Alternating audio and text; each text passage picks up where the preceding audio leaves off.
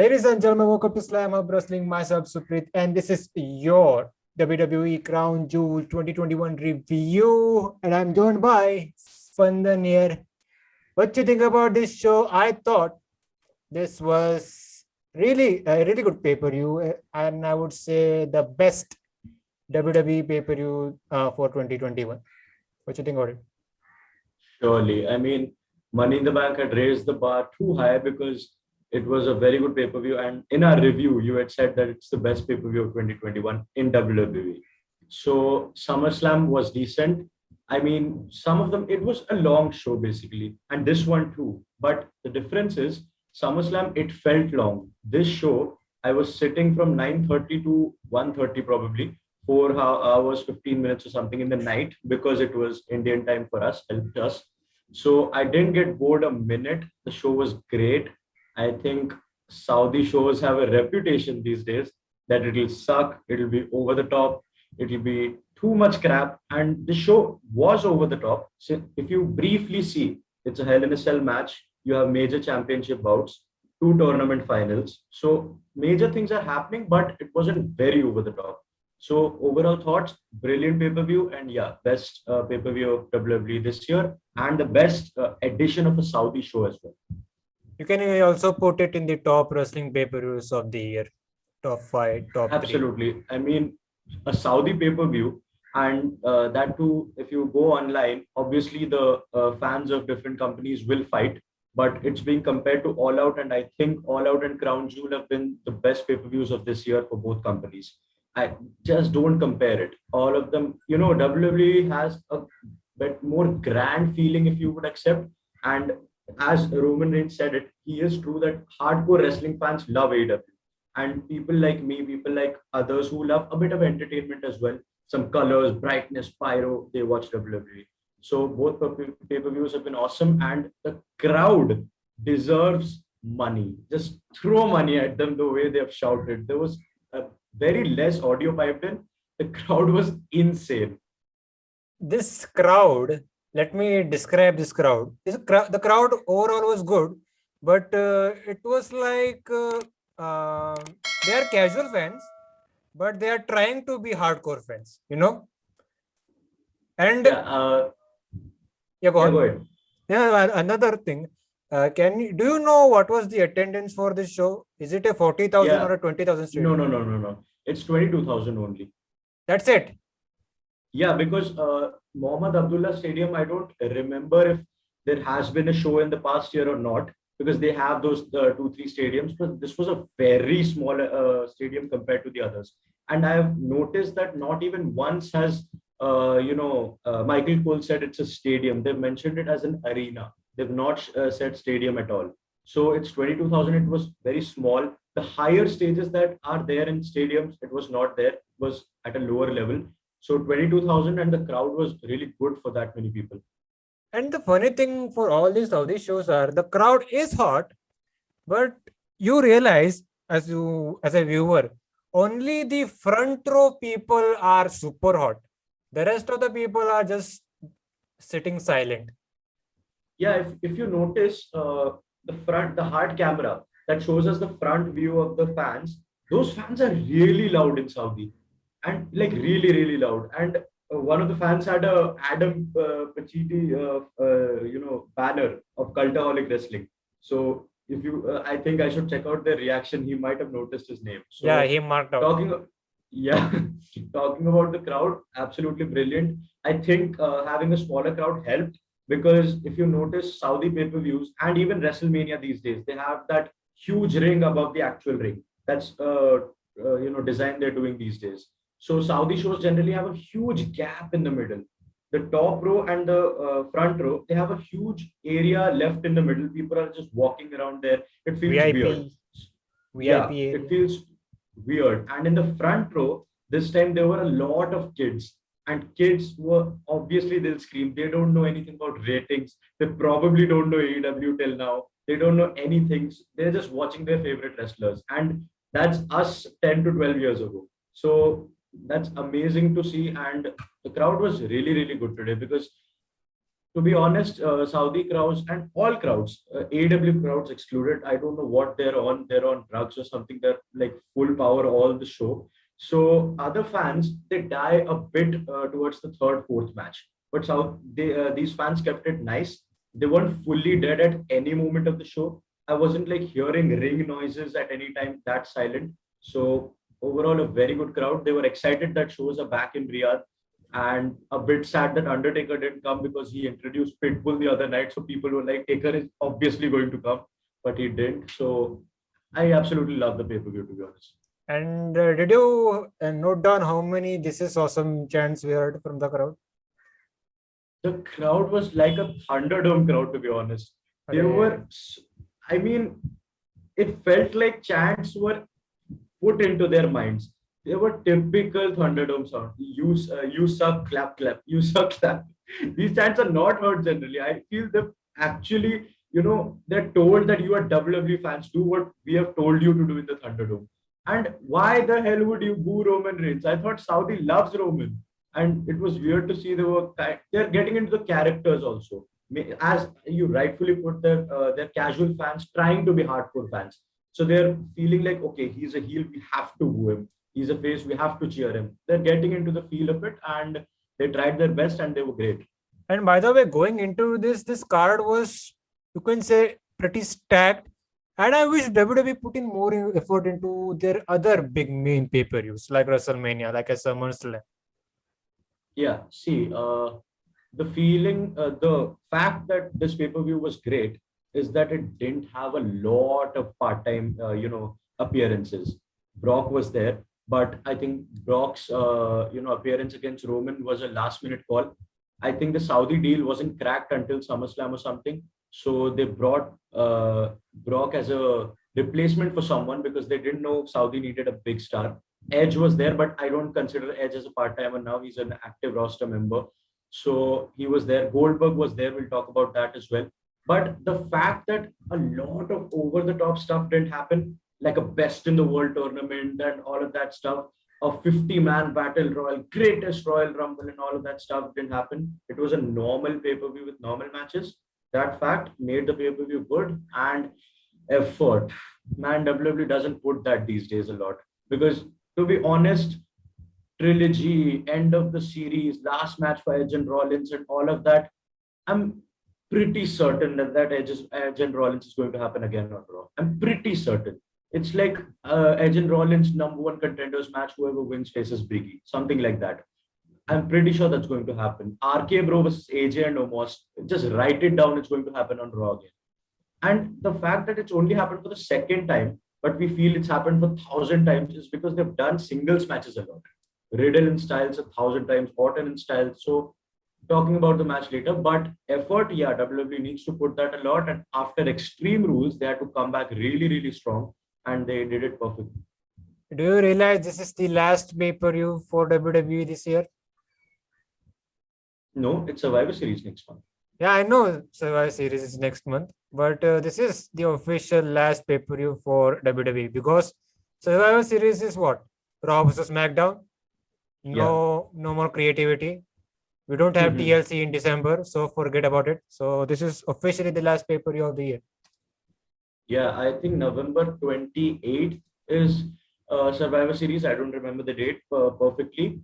And after that, they have the January 1st pay-per-view called Day One. So they have that in January 1st, and then Rumble in January 31st. For the first time, it's going to be a February Rumble for the Indians. So it actually is in February. No. It's on January 31st for the Americans. Okay. So technically, it's February 1st for us. So that way, it's meant. But yeah, Crown Jewel is going to be the last pay-per-view. This was Survivor Series is just going to be big stars against big stars, team versus team and stuff. And now that Vince is in control of NXT, I'm quite shocked that NXT is not put into this dynamic.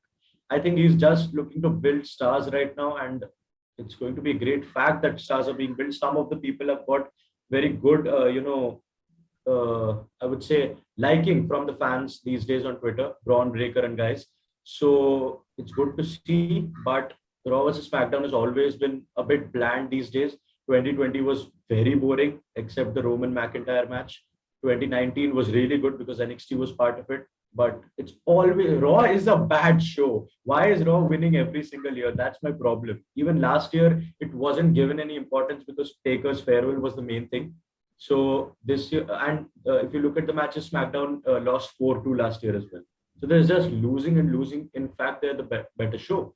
So yeah, December doesn't have a pay-per-view. I don't know why TLC isn't there. That's It was great. like That's great, actually, because it was at like least one gimmick pay-per-views out of the WWE calendar. yeah, the fact that so many no DQ, no holds barred matches are happening all year, the legitimacy of a pay-per-view like TLC is dead. Hell in a Cell is still okay because it's not happening every time, but Bro, we TLC at least gone. had 200 Hell in a Cell matches this year.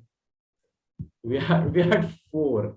No, we had five after Edge and Rollins. Only five. So yeah, we had one on SmackDown, Roman and Ray, two on the pay-per-view, Xavier and Lashley on Raw, and this one now. So Hell in a Cell will stay, TLC going. I think it was a perfect moment, to be honest. TLC, if it was there, I think it was just written in the stars that Roman Reigns was Jeff Hardy in a TLC match. Like it was written. And SmackDown doesn't have a lot of big names right now, to be honest. It feels like ruthless aggression where you have to build stars in SmackDown. Raw is stacked with main eventers, and SmackDown has to build some right now. So I wouldn't be shocked if Jeff Hardy is put to the main event finally. Before we get into the review, what do you prefer more? Watching wrestling live in the morning or during the night? Dude, Indians are so cursed, man. We have to watch everything in the morning. Night shows are so much fun. I can't imagine these Americans watching everything at night. Prime time. Get done with your studies, get done with your work. 8 p.m., sit down and watch a show. And to be honest, if I was told to watch Raw at 8 p.m., I would be more excited. It's like a task to wake up at 5:30 to watch Raw, 3 hours. So absolutely night shows. I tried to watch this pay-per-view live last night, but Sony Live, they actually, there was some problem, was it free? Should I pay for the premium? Then they did a last minute thing, that you could watch it via your WWE network subscription. So yeah, I turned the pay-per-view on, but my internet started to fuck up. And then I got frustrated and said, screw it, man, I'm going to watch in the morning. Then I texted you. Listen, Spandan, I'm watching this in the early morning. So I did that. And instead of watching Crown Jewel, remember when I said I wanted to watch G1 Climax Finals? I watched that. And that was some situation because Kota Ibushi got, dislocated his shoulder. And that was very sad moment. So there you go. Oh, but talking about how Sony Live works, these apps are just weird. The fact that I bought a WWE subscription of Sony Live, guys, it's kind of the peacock for you. So it tells us that you can watch all WWE shows, but when you wake up in the morning and switch it on, it's like you can't because you don't have the premium. So it's a weird dynamic. Everything these days requires a premium. Like YouTube, 6 ads. On my video, I have only 200 subscribers. Why are you putting a video ad on my video? Give me the money then. So there are 5 to 6 ads on each video. It's very bad. But Mumbai had a meet and greet at Social Offline. So Galen was there, a WWE India host. All the fans could have gone there. They watched Crown Jewel. It was a lot of fun. If you look at the reels of some of our fans, Dhruv had gone there. So if you look at the reels, they were enjoying a lot. And I was so jealous because they clicked pictures with Galen. They watched Crown Jewel together. They did promo segments there. So it was hell lot of fun. The Delhi one got cancelled because for some reason. I called the restaurant and they said we have cancelled it. Why did it cancel? I don't know because it's 1.5 hours away from my house. So I said, let me confirm it. It would be really bad if I go there and it's cancelled. So I called up the place. Are you doing the Crown Jewel live streaming? They said, no, it's cancelled.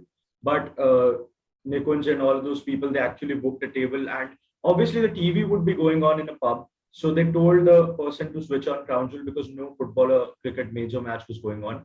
So they eventually did watch Crown Jewel, but it was not a proper streaming. Otherwise, Galen would have been there as well. Anyways, man, let's quickly get into the review stuff. But before that, if you're new to Slamhub Wrestling, then make sure to like, share, subscribe, do all that fun stuff. Check out our other content. Links provided in the description below. But did you watch the match in the kickoff? It was a random tag match between the Hurt Business and the Usos. Yes, I did.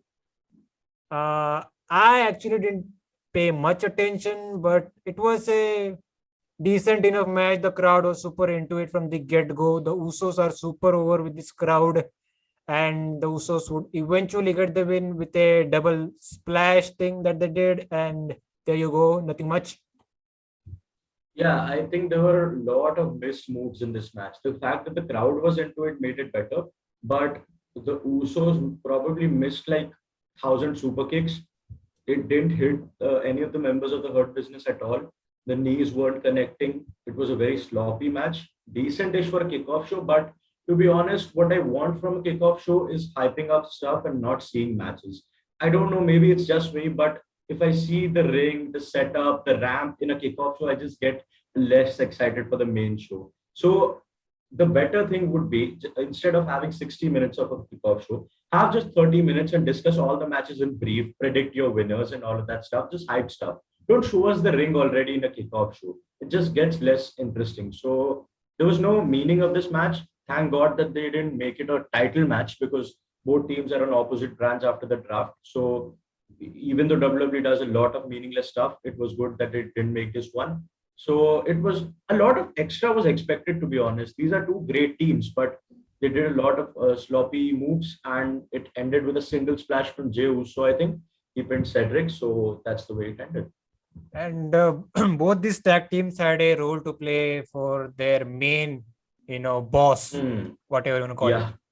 So Hurt that Business also had made to come sense. out for he had to come out for Lashley, and Usos had to come out for Roman. So that was their main job. And a small part of me is expecting Bloodline versus Hurt Business, but I think Roman versus Biggie is the next project for Survivor Series. Is the Bloodline, oh, not the Bloodline, Hurt Business is drafted to SmackDown? No, they're on Raw. Are you sure? Yeah, absolutely. Well, then, anyways, let's quickly talk about the main shows. And like always, these Saudi shows open up with super mega giant pyro. So that's something to watch every year. So, and we also had camels near the stage. I never seen that in a wrestling show before, I guess. Yeah, we've never seen that, and it was meant for the RK-Bro entrance, but why, man? You kept those poor camels out for 4 hours. It's just bad. You didn't need that. Of course, you wanted something, and I was happy that WWE gave Saudi fans something that they have a habit to see. Because in the ending of Mansoor versus Ali, we saw Olympics medalist, So he came out, and all of us TV fans, I'm not being racist, I'm really sorry. But as soon as he took out the cover, I thought it was Floyd Mayweather. And sat at Floyd Mayweather. I sat at my seat and I was screaming, "What the hell?" And then I noticed again, I was like, okay, someone else. Anyways, man, we'll get to that. But they opened up big here. So this was a Hell in a Cell match. This is between Edge and Seth Rollins. I actually, at this point, I was watching all these entrances and then my internet started to fuck up. So there you go. And this match was pretty good. This was great. You could say this was the match of the night. But I thought the SummerSlam match was better. Just my opinion. But what do you think about it? Mixed opinions, to be honest. Talking about their entire rivalry first, it's been really good. I think rivalry of the year for WWE. Maybe you can say Roman versus Edge, Roman versus other people have been good, but I think this was the rivalry of the year. The fact that three matches have happened and it doesn't feel overbooked or overpushed or something like that is great. And they're just two amazing wrestlers. This SummerSlam match, it was weird because it was so good. It felt like an end to the rivalry. Edge was coming out to the Brood entrance. Then he came out as the Rated R superstar. Rollins was great. Match ended in something we didn't expect, which was a submission from Edge. So that was good to see. They had the repeat in MSG. wrestling based, if you noticed, I think the MSG match was better because the SummerSlam match had a lot of hype to it, a lot of grandeur to it, but the MSG match was pure. And towards the end, also, Rollins did three super kicks, and towards the end, he was screaming, "Why would you die?" And then Edge is a king of selling moves, so that was great. But I think this was the best match of the rivalry because, and I've seen people online saying it's match of the year, and I won't actually argue because yes, you had Walter and Dragunov, you had Omega and Bryan and all of that stuff, but Edge and this had something, and so many spots. I was not a fan of spot fest because the Young Bucks and Lucha Bros and all of that stuff that's happened on the All Out review. But this was a spot fest with wrestling as well. They used all of the cell. They used the no DQ stuff, the tools that they can use to very well. It was like a TLC plus Hell in a Cell. So all of that was used. Rollins is a great storyteller, and they targeted Edge's eye throughout the match. So it was a flashback of Rey Mysterio and Seth Rollins. Oh, So don't yeah, even remind me, man. Don't even remind me. and Seth had to, come back into the cell with a bad memory because the Fiend and all of that. When the toolbox came out, I was struck with so many bad memories from 2019 because that was the start of the hammering and stuff. The toolbox was the end of the Fiend. So a lot of stuff happened in this match. You are going to talk highlights, obviously, but I think this was the best match of the rivalry and pretty good end to the rivalry. Hopefully, not another match, please. You said this is match of the year. Yeah, I did. In which terms? In which terms? Of the grandeur of wrestling, I said Omega and Bryan was really, really good. Walter and Dragunov, which happened at TakeOver 36, was really good. And I saw a lot of people saying match of the year, match of the year. And this was, I think, very, very good. I didn't see a lot of botches. And if you bring out a lot of stuff in it, it would be nitpicky because I didn't feel a lot of stuff went bad. You know what match was better than this one? What? Roman Reigns versus Daniel Bryan Fastlane. That was really good. Yeah. And I have told you a couple of times about the list of matches I'm making for the match of the year. I think I had 20 and then I reduced some of them. I said, okay, the other matches are really good. This can't be here. So there are a lot of matches I've liked this year. Drew McIntyre and Sheamus at Fastlane, that no holds barred match. I loved it a lot just because of the story they had. Bryan and Reigns was really, really good. And the fact that it ended clean was also good. So, and the one on SmackDown, Bryan's last match in WWE, that was really good. So this match can be put up against all of those. I don't have a problem with it. But like you said, the rivalry, it has been entertaining. The matches they had has been good. And this one was also a good one here. And like I said, match of the night here. And Hell in a Cell, man. I say this is a concept you have. This concept has went to the gutter for the past couple of years, especially from the one we saw with Seth Rollins and The Fiend. And that was where I lost all my faith in WWE. Number one, I started hating Seth Rollins. And I thought the Hell in a Cell concept was dead. So kind of a little flashback here to see this match come back here with Seth Rollins being involved. Yeah, if you watch the Broken Skull sessions of Seth Rollins, I think one line has been, pushed a lot that I was ready to strangle Vince McMahon. People don't write more than that. That headline has been used a million times. And if you watch the full interview, it's amazing because Rollins and Bray both didn't want it to end like this. But the boss is the boss. You can't overrule it. And when Rollins came back, he was ready to kill McMahon. And it was Paul Heyman who calmed him down and said, okay, this is the stuff. Next day, he talked to Vince. He was much calmer.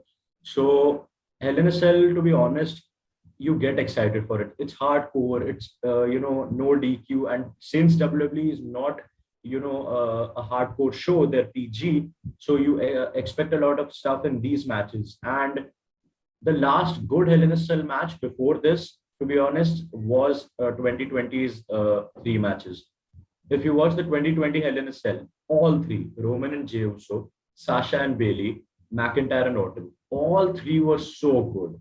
And after that, this year they had 4 cell matches, so it got boring to the end. And uh, towards the this cell match, it was really good. They used the cell really well. The highlights, god damn it, Edge and Rollins just ruined each other throughout the match, and weird kind of stuff. There was a spot where Edge pushed Rollins onto the cell. He went like to the top and dropped onto the table. That was That was creative. horrific. That was great. That was great. Like, I hate Seth Rollins, but at the end of the day, he's a really good professional wrestler. I have to admit. The reason we hate Seth Rollins is because of that Hell in a Cell spot. But we should have realized it's not his fault. He is told to do that. But it was so unnatural that his face run came to an end. These days, people love these villains. The Fiend was meant to be a villain, but he became a face character. So you put him against Rollins. Rollins was obviously going to be hated. So the match with Lesnar at SummerSlam that he won in Canada, the second Universal title, that had a good cheer to it. But then when the Fiend came out to challenge Rollins, everything blew away. It was like so unnatural that people hated Rollins so much they had no option but to turn him heel. There was no plan of him turning heel, but they had to do it. So let's quickly get into the highlights. There were some great storytelling elements to the spots they did. Everything was good. Like we just talked about the table spot with Seth Rollins. Like he bounced off the cell and fell to the table. That was really great. There was one spot where Edge, he did kind of a elbow drop with the chair, and commentators mentioned that it was actually something he learned. He took from Mick Foley when he kind of gave him some advice during his first Hell in a Cell match with The Undertaker. That was a good callback spot. So they were really kicking out of these finishers, like Edge hit the spear, Seth Rollins kicked out. Rollins, I don't think he hit the stomp in this match, right? He hit the pedigree. He hit the pedigree, and Edge kicked out of that move.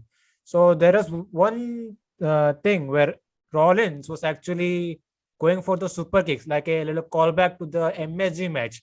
But this time, he wrapped a steel chain around his foot, and that took a while, and decided to give some super kicks, but Edge was not ready to go down at this point. Yeah, to be honest, when he wrapped the chain, I always have that feeling with WWE, they won't do this. Come on. Every time that brass knuckle comes out or the chain comes out, I was almost sure this is not going to connect. As soon as he lifts his foot, Edge will grab it. Something like that would happen. But he connected the super kick with the chain. And in the slow motion, it was so clear that it hit him so hard. But Edge was just not ready to. And to be honest, everyone knew Edge was going to win this match. And I don't think predictability is a problem in wrestling. You watch for wrestling and entertainment, not for who's going to win. So when you're watching this, we knew Edge is going to win. But there were so many moments that told us that Rollins might win. This was one of those. When he wrapped that chain, he was going to do the stomp. I was like, is he actually going to win? But then the chair low blow and Rollins on the screen said, So as we get to the final parts, we see the toolbox coming out, several weapons here and there. Rollins really wanted to, put Edge on the shelf here for good here. But this backfired. Edge locked in the crossface. He calls it the Irish grin because, he has to use a foreign object to, use for leverage. So yeah, they call it the Irish grin here. He used the steel chain rod at one point, then the steel chain. And then he decided to hit some super kicks of his own. I'm talking about Edge. And this led really bad super kicks. Yeah, he really needs to work with the super kicks here. But he was able to hit a decent enough curb stomp on the chair. And this was the one that got Edge the victory. Really good match, like we said. And this should be the end of the rivalry, to be honest. Let's talk about two camera angles here. The first one, they had the way the hard camera is there, they didn't have a hard camera for this. They had locked the camera on the cell. So in the middle of the match, Rollins threw a chair or a piece of table onto it and the camera went like this. There was a part where it was totally shaky. So that had happened. And towards the end, the camera angle saved the finish because Edge's stomp did not connect. His foot went directly onto the chair. It didn't hit Rollins' head. So the camera angle saved it. We felt like it hit. So talking about the end of the rivalry, I Kevin, really hope it's the end. listen, Kevin done OP in the chat. Rivalry based, this should end right here because it's been a beautiful story. The first one, Edge won. It's 50-50 booking at its best. Edge won the huge SummerSlam bout, the first time ever dream match. Then it was pure wrestling in MSG. Rollins won it with a great story. This was a trilogy, and both men's gears looked great. I got 2006 vibes and that Mick Foley from that sleeveless jacket of Edge. It was great, and yeah, so I think it should end here because both it's weird that both men are again going to Raw, but Edge is a Raw original. He should be there. Rollins is going to Raw because Becky is there. So they want to keep them together. Even Corey and Carmella, they're keeping the couples together. Good that they are. And I hope this is the end, but it is not. Edge and Rollins will fight again in a sort of a number one contenders match. Something will happen. Hopefully not.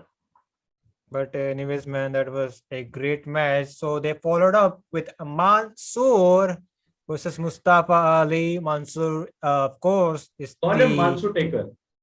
Yeah, you can call him Mansoor Taker because he's undefeated in these Saudi shows, at least for now, I guess. But that's the scenario.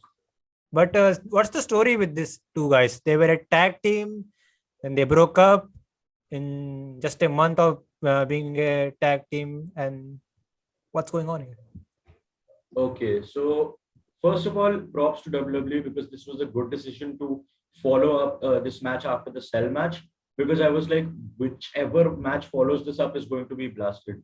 We've just got a phenomenal match, and it's going to be a dead crowd after this. But good decision that you got the hometown boy out here, so the crowd will stay hot for some time more. And the story, when they became a tag team, to be honest, we had high hopes that this is going to be the best tag team and all of that stuff. But I don't think it was ever going to be a tag team for the long run because Mansoor and Ali didn't like each other.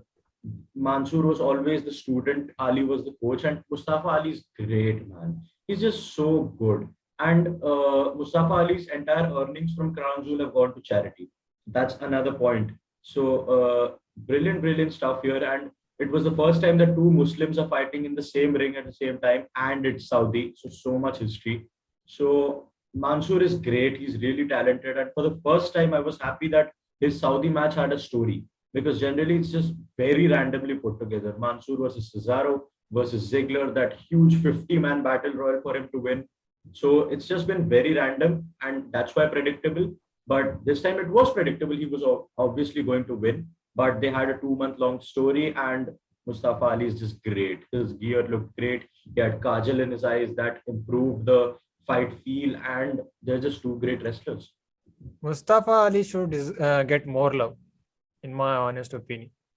Truly, man. I mean, he's such a great wrestler, such a great human being. And if you watch his short video on Instagram and Twitter, he's all said that he's probably the most underappreciated and underutilized guy in WWE. And there are a lot of names you can put in that category, but Mustafa Ali is just too talented. I heard that 2019 when Orton injured him with that stomp into the eye. If that didn't happen, he was going to face Bryan at WrestleMania for the WWE Championship. Imagine. Kofi Mania was not going to happen. He couldn't have won. Maybe he didn't have to win, but a WrestleMania WWE title match, that means a lot. So that could have happened. Later, this is the original plan. He loses to Bryan at Mania. He wins Money in the Bank. And that too changed because Lesnar had to win.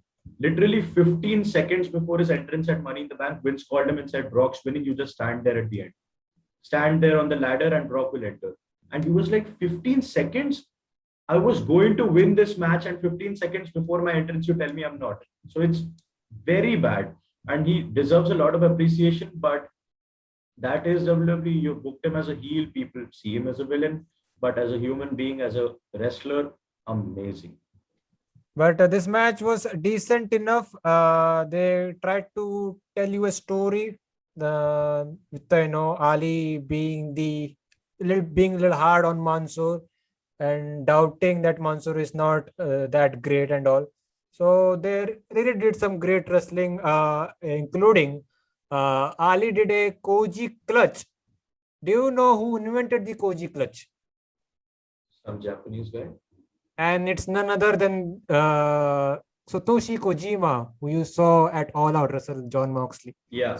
So he invented that move. So he got the Koji clutch. I think Ali missed a 450 at the end, and Mansoor hit a slingshot neck breaker. There you go. Which was really good. Yeah, this match went 10 minutes, and yeah, Mansoor is still undefeated. Who can end the streak? Nobody. So when he did that slingshot neck breaker, that was a really good finish. I don't know if it's his finisher, but these days matches end weirdly. Michinoku driver was a random move, but these days people are winning with it. Sasha does a backstabber and wins with it. So you just don't know whose finishes what. But great match, great story told. Mansoor was going to win. So it's a great student-teacher relationship, to be honest. And I'm excited to see what happens with these two guys because they're still on the same brand. And I wouldn't mind a second match because this was just one. So now you can have Mustafa Ali win because it will be in the US. Mansoor doesn't necessarily have to win. So you can have that rematch in US and both men are on SmackDown. Maybe reunite them as a tag team again. Mustafa Ali turns face. A Mustafa Ali Mansoor face team. That would be great. Ali says that I've learned my lesson. You've been a great student. You've done really, really well. Let's get back together. That would be amazing. So both men are on SmackDown, and SmackDown generally treats talent well, but just because Paul Heyman's there. He knows how young stars have to be built. So I'm very hopeful that these two are utilized well. Yeah, the problem is that they don't love tag teams. Yeah, most of the tag teams right now are just randomly put. Shanky and Jinder Mahal, Mustafa Ali and Mansoor broken up, Mace and T-Bar broken up for the better. I don't want to see Mace and T-Bar. Hopefully Dominic Dijakovic is back now. Yes. So that happened. Then they've broken up a lot of teams, legit tag teams. On SmackDown are Usos, New Day, Viking Raiders. You have Umberto and Garza who are actually cousins. So that's a great factor. You can have that as well. So individual tag teams are there, but not proper tag teams. They've broken up too many. Miz and Morrison is also done. So tag team wrestling, they just don't care about it. But since the Usos are there on SmackDown, they care a bit about it. And the Usos have looked, to be honest, at their best. I've not seen the Usos look this good ever. And maybe that's the fact of a bit of rub from Roman Reigns because they're in the bloodline. They feel important. They're always in the main event scene. So tag team wrestling can be better, a lot better, but WWE just doesn't focus on it. But what happened post-match after this match? Ali jumped Mansoor and then something happened. I'm sorry to be a bit informal. I have to read the name. So it was, God, I didn't write it. I think it was some Hidami. Do you want me to actually check the name? Yeah, go on. Because it is actually a karate player. Yeah, it's that's karate. The description here. You go through the name. Olympian. Tareg Hamedi. Tareg Ali Hamedi. There you He's a Saudi Arabian karate practitioner. He was Olympic medalist as well. I think silver medalist. So this was not actually meant for us TV viewers. This was just for the Saudi fans. Oh, it's a hometown guy you've seen. So Mansoor gets beaten up by Ali. It's this Tarek Hamedi who comes out, and I mean, people didn't know who this was because they had covered up his face really well. So as soon as he took this out, there was a rumbling in Saudi. Like every single person in the crowd knew who this was, and obviously it's a hometown athlete. If someone like I'm just giving an example, a Neeraj Chopra, Olympic medalist. I'm just comparing. A Neeraj Chopra opens his mask and shows up at a public place, you'll go mad. So that's what happened when he showed up, and brilliant. That cake was amazing. Ali just straight walked into it. This guy was obviously karate player, Olympic karate player. He just bashed Ali with that cake in a millisecond. So great for the Saudi fans. They got a hometown hero moment. You thought it was Floyd Mayweather? I'm sorry, because when he took it up, I was like, Floyd. For a second, because it's Saudi, they go over the top. I was like, Floyd? And he's connected to WWE as well. He had a Mania match with Big Show.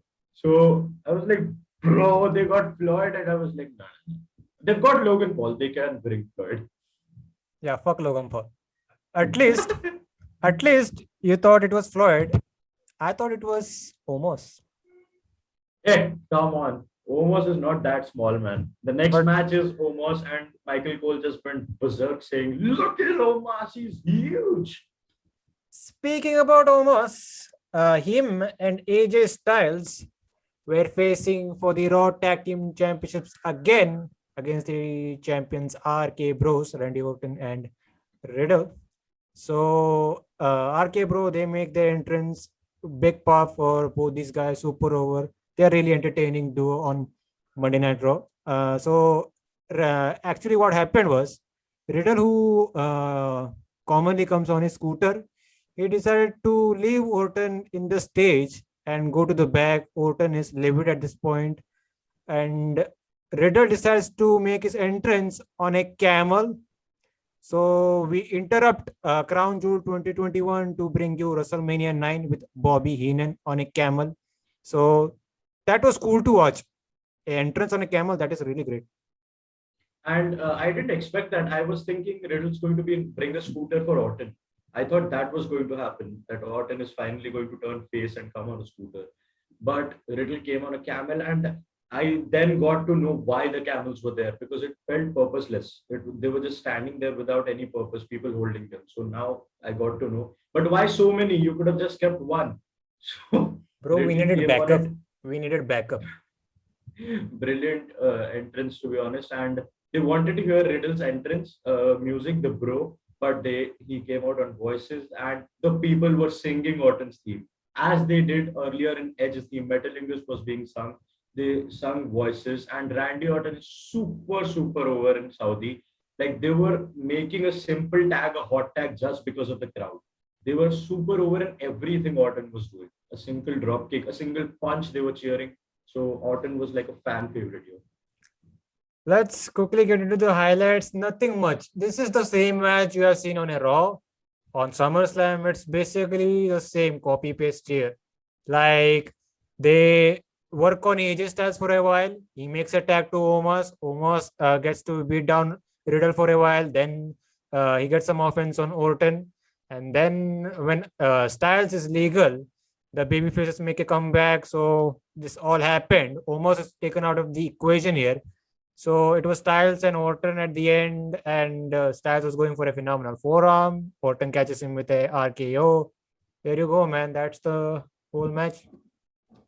And I'm shocked that it feels so repetitive because it's only the second time this match is happening. It happened at SummerSlam, it's happening now. But the fact that so many singles matches have been had in this dynamic, Riddle has faced Styles probably 5 times now.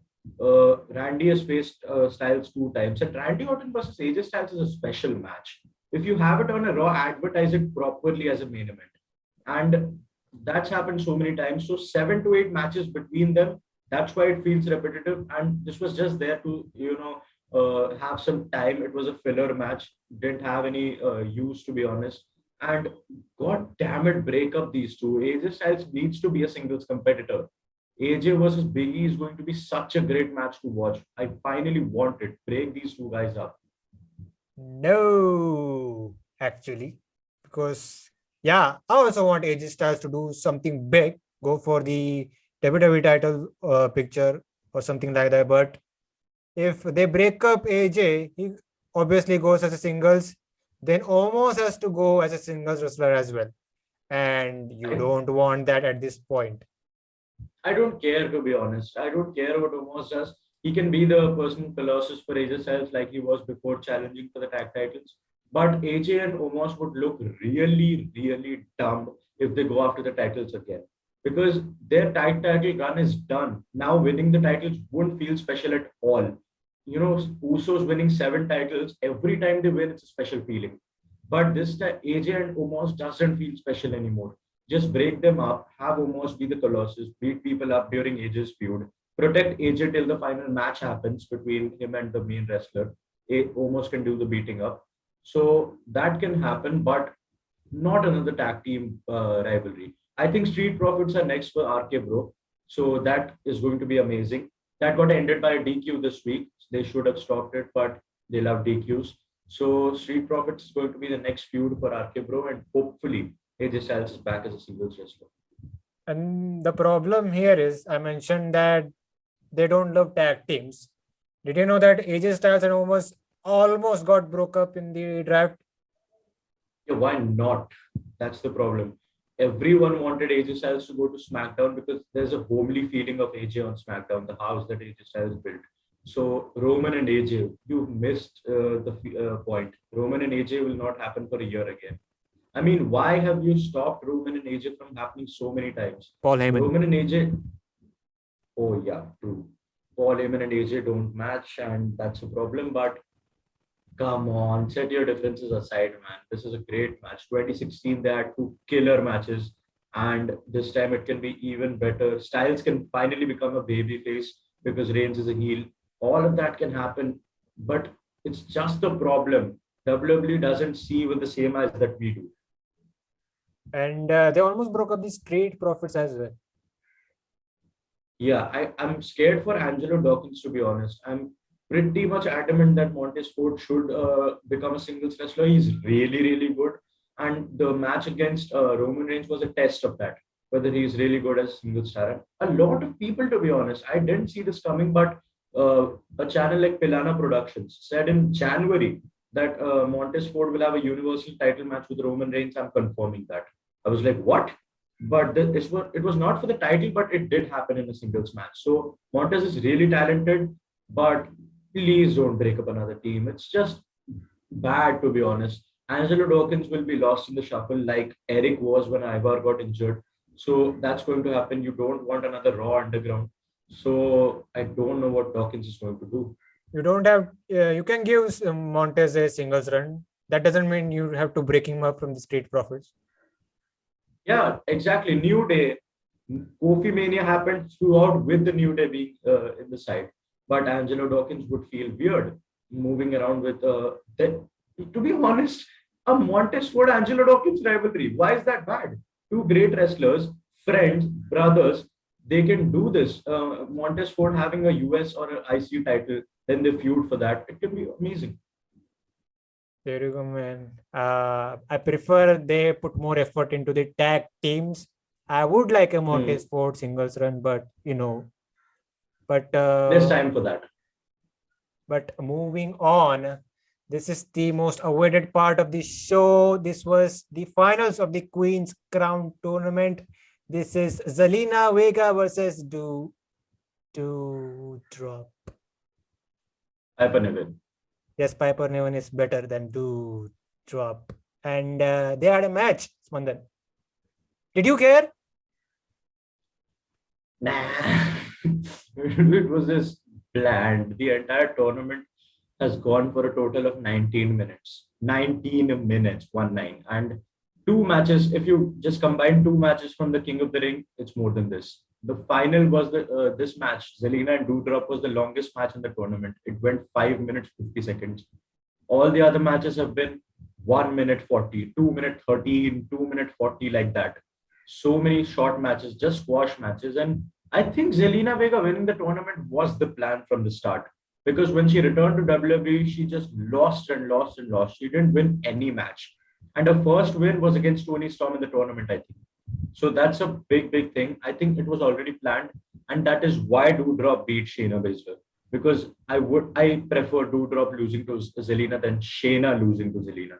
So that would have been really bad. I think it was the plan from the start. Really, really happy for Zelina Vega because finally her return has some purpose.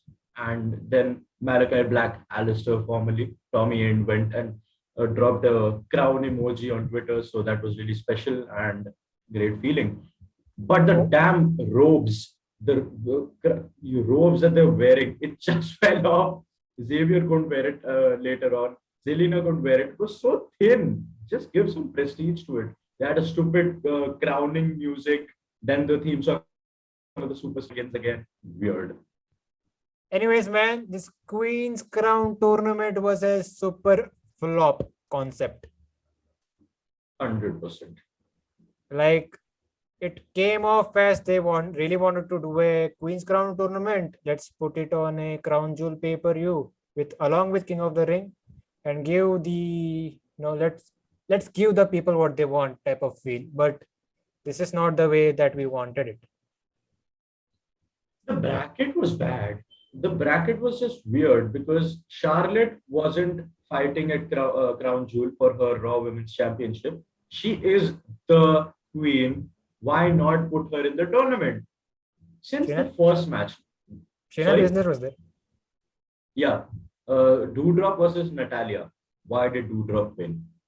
Shayna Baszler versus Dana Brooke. Shayna had to win. Toni Storm versus Zelina Vega. Okay, happy for Zelina Vega, but Toni Storm is just come on SmackDown. You're literally wasting her. And then you have Carmella and Liv Morgan for the 500th time. And whoever wins, nobody just cares. Zelina went on to the finals. I was a bit, Toni Storm should have gone to the finals, to be honest. And there were a lot of rumors about Shayna not being allowed in Saudi or something like that. There were travel restrictions, but she denied all of them. She said I was allowed. The tournament rules and the booking didn't allow me to go. So that was that. And so many veterans were there in the tournament, but none of them made it to the finals. Zelina versus Doudrop, just two random people. And the fact that both of them are unknown to the casual fans is weird because they just don't have a good dynamic. Zelina and Doudrop doing a face-off, it felt like a Big Show and Rey Mysterio. Seriously, when Zelina was standing in front of Doudrop, she felt even smaller. She just pushed her back and it was like a kid going down. So really, really weird dynamic. But they had a good match at Evolve a couple of years back. So I was expecting a decentish match. This match wasn't bad, but yeah, nothing exciting was there here. Bro, nothing against Doudrop, Piper, Niven.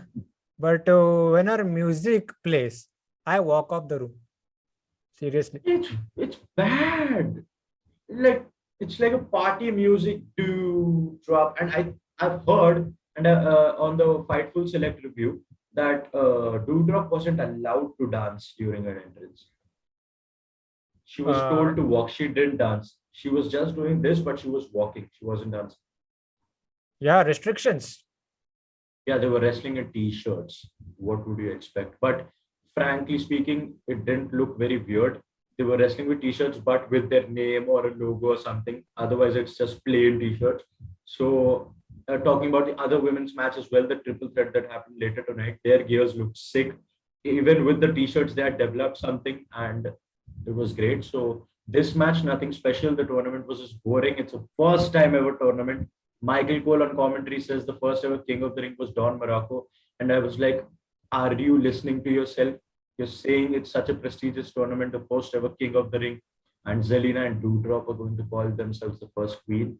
Like Queen Vega. Then Charlotte's going to come, I'm the queen. Shayna comes, I'm the queen of spades. Natalia comes, I'm the queen of hearts. You just start playing a fatal four-way queen match. Who's the Joker, I believe? I don't know.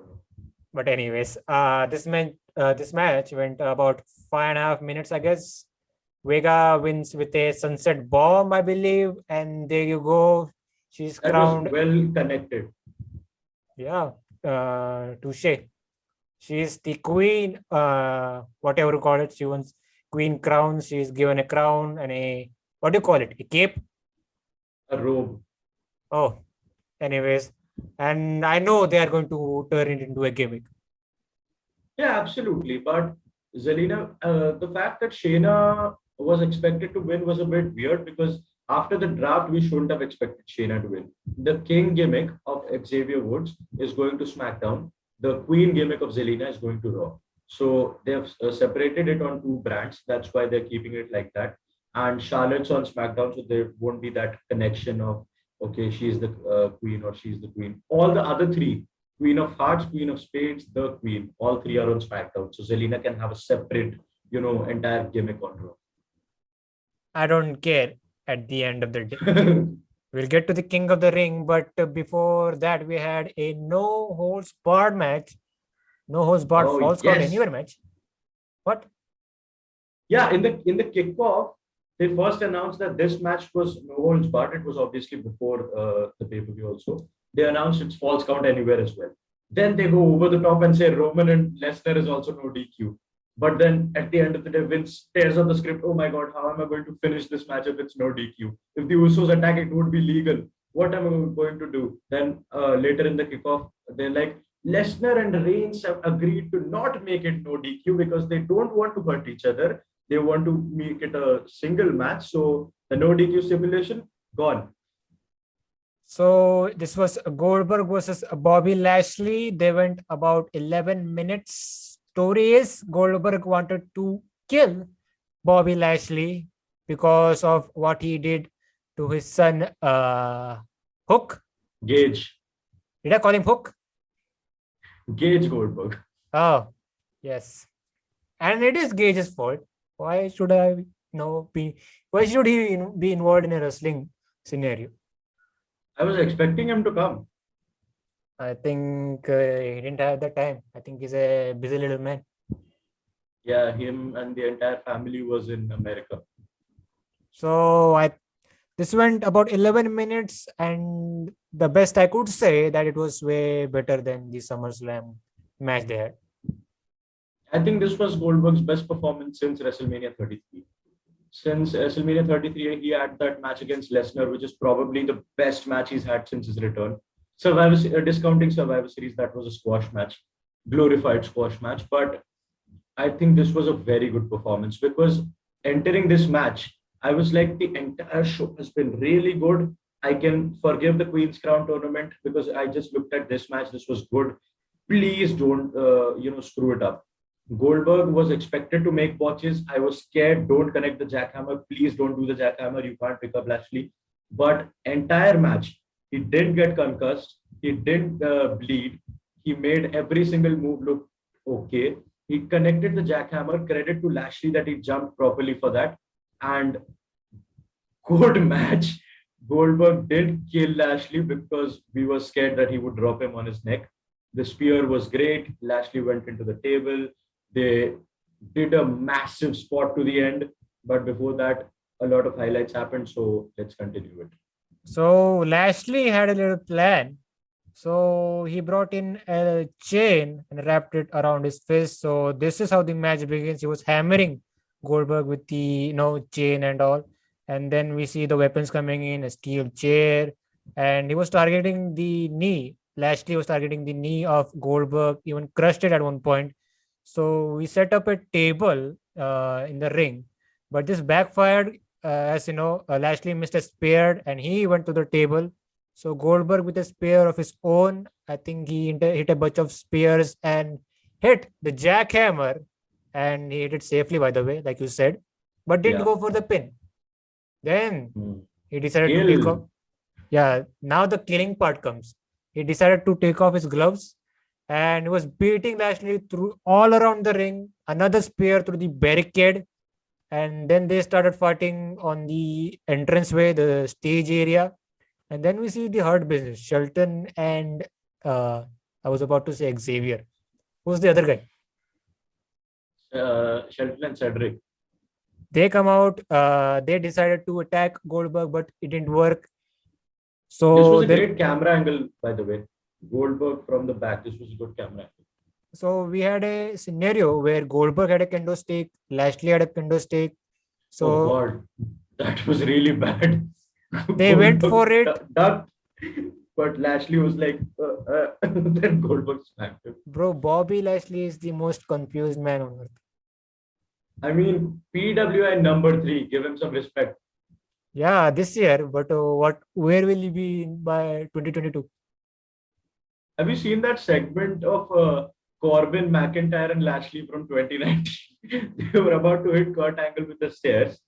Lashley goes to McIntyre. McIntyre sends him there. Go to Corbin. Go to Corbin. He goes to Corbin. Corbin sends him the other way. Lashley is just roaming around like this. He's the most confused. Yo, that is the segment and scenario where Lashley was declared the most confused man on earth. Yes. But back to the match. So they were fighting with the kendo sticks. So I think Goldberg got in a shot and we got the big spot.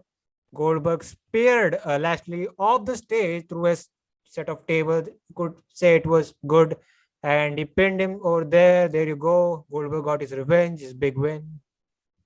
Nothing else. Good spot. 55-year-old Goldberg jumping in the air towards the table. I was scared. And yeah, I thought it was going to be the floor, but I was like, no, they can't do it on the floor. They'll probably die, actually die. So Goldberg did a good spot, good job that he connected the spear well. Lashley sold it amazingly. I probably think that crash mats were there below the table because it was covered with a huge black cloth. So we probably know crash mats were there. So they landed softly on that. But great spot. The sound of the tables is amazing to the crowd. And this rivalry is ended. I don't know what Lashley is going to do. It's weird because Goldberg, we know what he's going to do. At the Royal Rumble, he's for sure going to have a championship match. I don't know if it's going to be Biggie or Reigns because Biggie has told in an interview that Goldberg is my dream opponent. He was my idol. I watched wrestling because of him. So he wants that match, maybe at Rumble, maybe at Mania. Not Mania, please. But Reigns is also left from WrestleMania 36. That could also happen. So we know Goldberg's going to come at Royal Rumble. Now he's done for the time being. And I want to see some rumors and news on what that extra payment was because Goldberg is meant for 2 matches per year. He did 3 this year. So what's that extra payment? So he'll probably come at the Rumble. Lashley's lost in the shuffle, to be honest. What's he going to do? Next rivalry, maybe Bearcat League. I think if they want to do Lesnar, you could rebuild Lashley for that purpose alone. I feel like Lashley was built for that purpose till SummerSlam.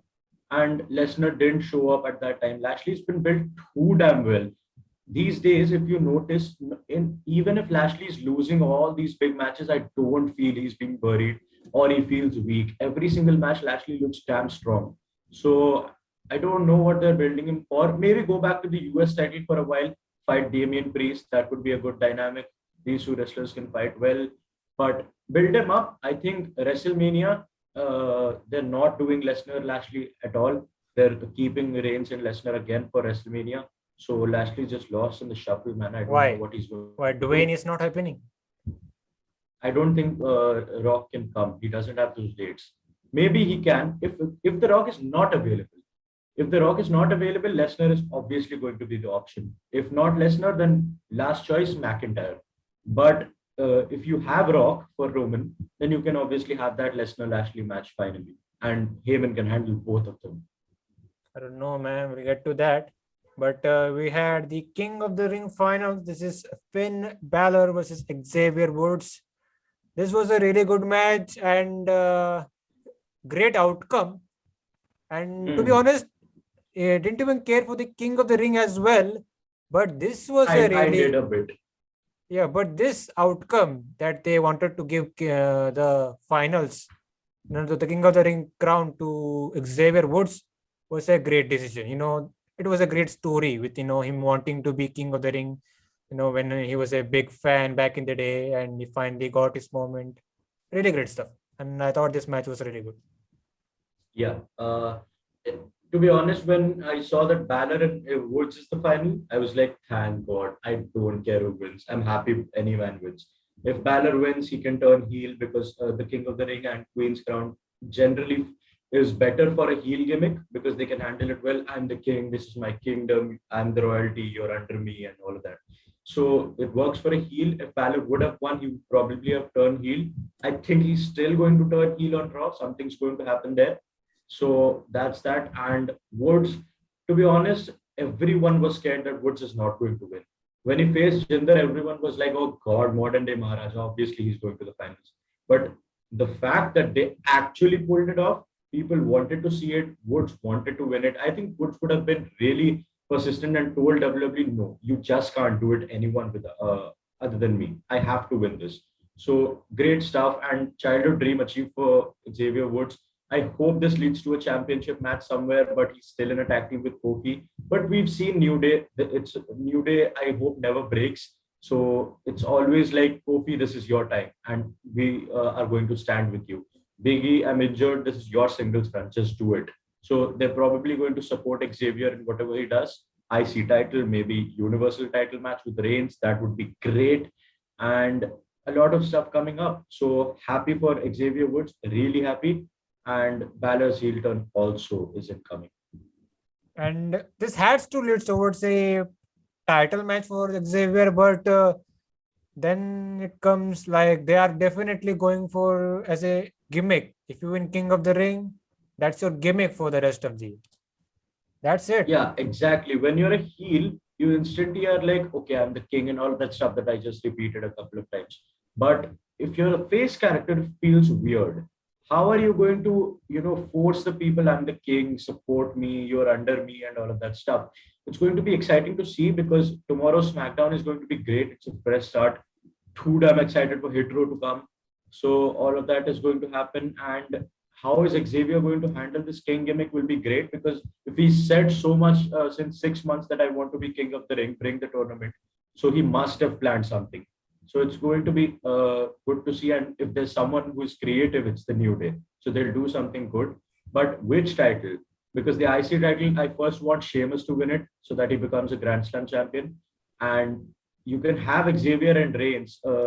Little bits of Xavier and Reigns we saw in that Bloodline New Day match on Raw, which was great.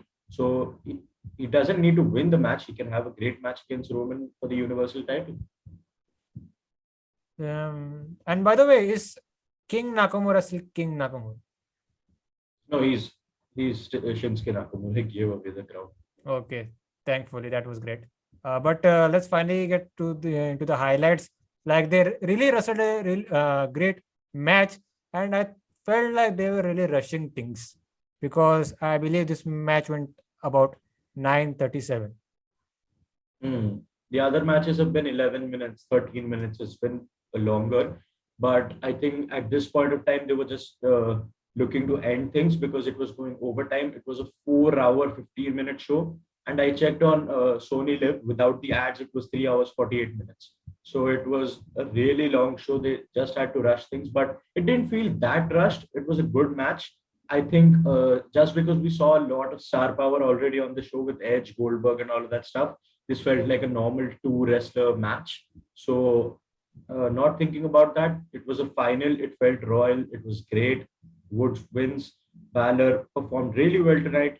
And I've seen Balor less with a smile these days because he's not the 2019 Balor just giggling and smiling. He's serious Prince Balor. So please just turn him heel and do something with him. A lot of people are just crying and sobbing. Yeah, this time he's only the 5% underwear model, and the other percentage is Prince. Yeah, he's not smiling that much. But He how smiled many once. stars are He smiled once. how many times are going to build stars, man? Please do something with Kevin Owens. He's going to leave in December. He will for sure leave as Kevin Steen to AEW. You have to do something. Give him the Edge feud instantly. You just have 2 or 3 months. Give him the Edge feud or confirm a WWE title match because if you want to keep him for WrestleMania, he needs to renew the contract. You cannot do another Adam Cole. Okay, just take 3 months. Just end after Mania. You can take a addition to your contract like they did for Adam Cole to end the Kyle O'Reilly rivalry. But if you want him for WrestleMania, he needs to renew the contract. So you have to confirm some big things for him. You just can't fool him. He's Kevin Owens. Wherever he goes, he's going to be the best wrestler he can. The time is ticking, and he already has 1 foot out of the door. So at this point, you should do something creative with it. I mean, he's basically done. Like, you can't promise him championship wins. He won't care for that because he's basically won major titles. He had a brilliant Universal title reign, which ended badly, obviously. He had great US title reigns, IC title reigns. He's had amazing rivalries with people, Sami Zayn, AJ Styles. He had brilliant 4-month rivalry with Roman Reigns. It was very good. So you can't promise him big things now. You just can't, say, oh, you're going to win the WWE Championship. He's like, okay, I've won major titles. What's so special? You're going to be in a rivalry with whom? With Edge. Okay, then he can stay. I think if you have to convince him, if I was there to convince him, I would give him the Edge feud instantly. I would say you're facing Edge at WrestleMania. Either it's Edge versus AJ Styles or it's Edge versus Kevin Owens. Plus, Edge has a confirmed, and I can confirm this, it's a confirmed championship win in his contract.